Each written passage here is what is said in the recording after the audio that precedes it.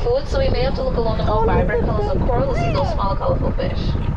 Oh my gosh! What are those? They're like What do you think they are? little seal. Anybody found Dory yet? No. Look this way. Maybe. You can find Dory? Dory? Find Dory? Somewhere. Where's Dory? You find them. Where's Dory? He's missing in the darker place. Missing in the darker place? Oh, yeah, I found it. Where? That way? Yes. That way? Found one over there.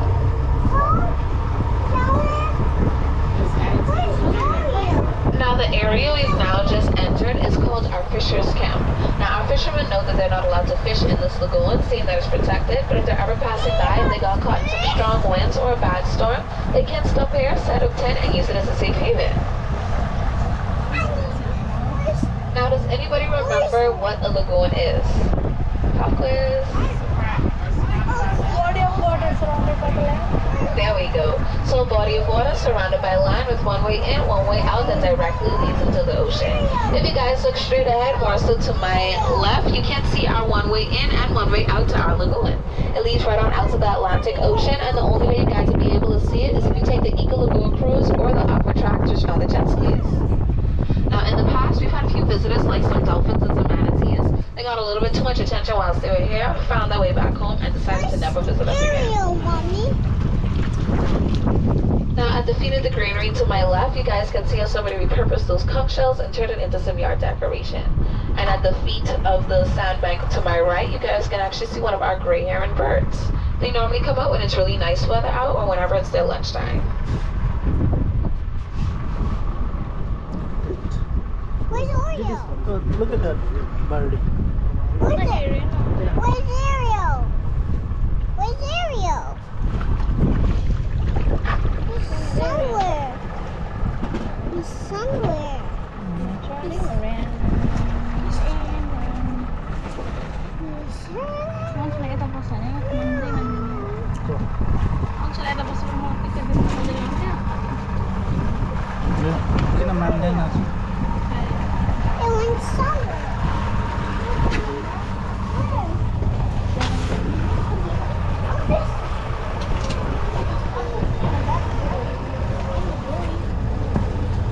Found it, Dory? Where's Doria? There?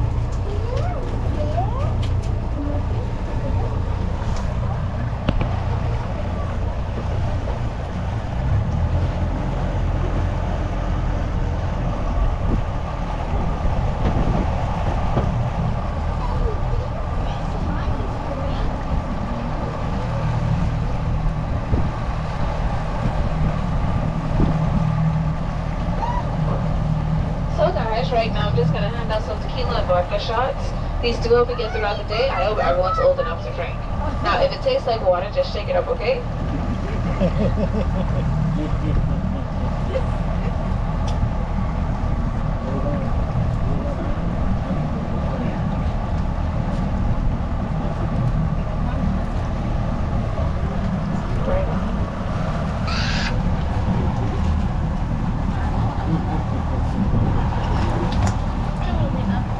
Two will be enough. Sure? Yeah. Dito. You want water? No. Drink water. Everybody got one? Yes. Got it? Look at that. Oh, bird is calling somewhere.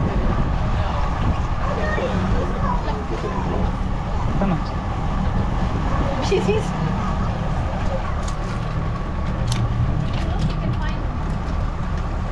We need those plants. Mango.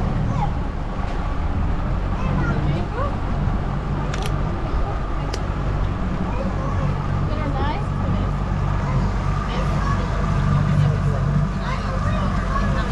30 cents. Rory went away.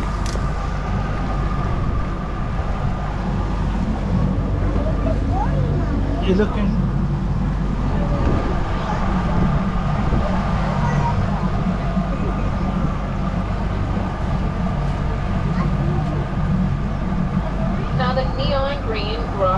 rocks that you guys saw earlier or could still be seeing right now, those right there would actually be our elliptical coral. Now the elliptical coral has a mucus algae that lives on top of it that grows with the bumping underneath there. But once it's out of the water, it then dies off, it will still be left with the bumping shape of that coral.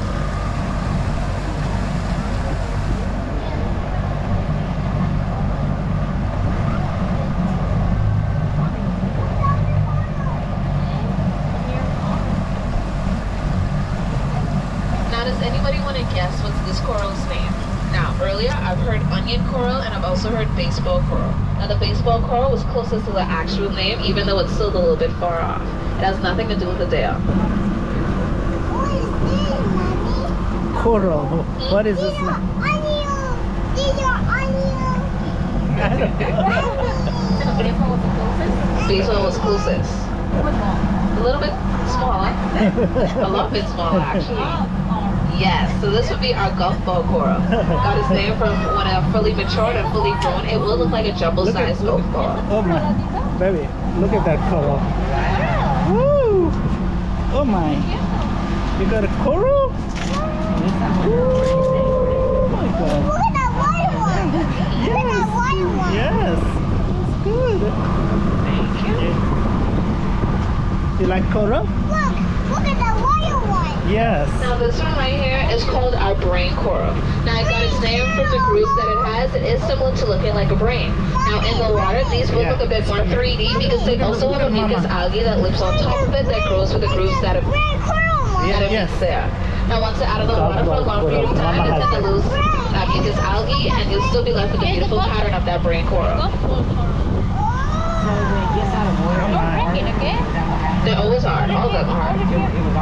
Yes. The only ones that wouldn't be hard would be the soft sea fan corals. Yes.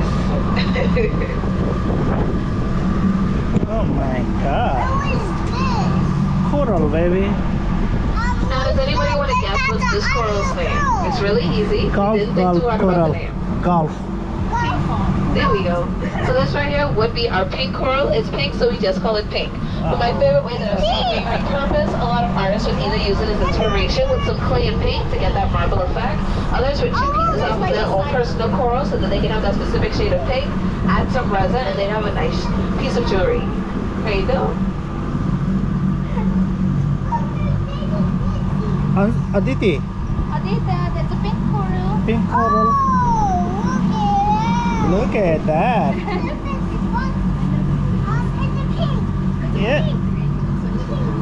You wanna see the brain coral? Now earlier you guys would have seen some things that were waving back and forth at you, telling you hi and bye at the same time. So that right there would be our soft sea fan coral. Now normally these do come in different hues of purple or green, maybe with a mixture of both. But once they're out of the water for a long period of time, they tend to lose the color and get this brown brassy color that you see on the inner parts. Now some people like to take them home and have them as sculptural pieces. One of my favorite ways that I've seen it being repurposed, a lot of artists would either chip pieces off of their own personal coral. It is a bit hard seeing that they're very detailed. Others would just chip pieces off, add some gold, give it a shine, and they'd have a very nice piece of jewelry. Now they can then turn around and sell that piece of jewelry for a high price. They can turn around and sell that jewelry for a high price because it'd be one of a kind and very rare. Now a fun fact about these, back in the day, our ancestors would use this as a sift for their dry ingredients whenever they make their baked goods. Oh my god. Aditi, look at Mama has something. Mama has something. Yeah, you wanna hold it? Baby wanna hold it first, okay? Oh my god, you wanna hold everything, huh? Now normally how we would get our coral for show and tell or personal use without stepping on the toes of the law and making sure that they're authentic, we'd have to wait until the storm has passed, whatever's washed up on the beach shores, it is okay to take. But to go into the water and go coral shopping, it is not. Now, has anyone ever heard the term bush medicine before? Yes. So how bush medicine came about here in the Bahamas, it would take our ancestors or our great-grandparents about 3 days, somewhere close to a week, just to get to the nearest hospital via boat. So they had to figure out something in the meantime, between time. So what they learned to do, they would get the goats and sheep sick, send them into the bushes, and whatever the goats and sheep would eat whilst they were sick, they knew that it was okay for us to eat. But someone still had to be the guinea pig to see how we would react to it. Now Now this one right here is called our granny bush. Now the granny bush would be good for any lady who had recently just given birth. This would be a nice detox for her. So she either boil this down to a tea and drink it, or she can boil it and then steam over it. Now it's also called the granny bush because most likely the lady who's helping out taking care of her will be her mom, who's now a new grandmother. Yay. Now this one right here is called the love vine. Now the love vine is considered to be a parasite, seeing that it doesn't have any roots or seeds. It does just sit on top of a lot of greenery and kind of bully it by blocking it from sunlight. Now I know it's be good for any chest infections. If you have a lot of cold that you want to bring up, you can boil this down to tea and drink it, and this would help you out in that way. And it's also rumored if a lady had any problems conceiving, she would boil this down to a tea and drink this for 2 weeks straight. Then that time weeks period, she should be able to conceive. Now I haven't tested it. I'm like, I want to test it anytime soon, but until then it's just a rumor. Now my personal experience with the love vine, my grandmother would boil this down to make a really brown potent water, and she either let me bathe in this water or play in it. Now what this would do, any rashes that I would have gotten from playing outside due to sensitive skin, this would take care of that in maybe about 1 or 2 baths. Now because she bathed me in this at a really young age, I never got chickenpox. Now the bush medicines here in the Bahamas, they do work, it's just they're really bitter. And most likely the person who's preparing it for you is a grandparent who hates using sugar. So growing up as a kid, I would always try to hide my cough, cold, my sneeze, having running